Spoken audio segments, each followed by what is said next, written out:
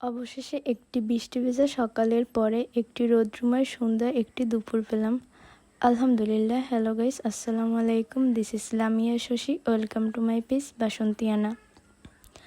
আমরা আটঘর কুরিয়ানা এসে পৌঁছাই দুপুর 2টা নাগাদ। পৌঁছানোর পরে আমরা খাওয়া দাওয়াটা সেরে নিই, কারণ আমরা অনেক ক্ষুধার্ত ছিলাম।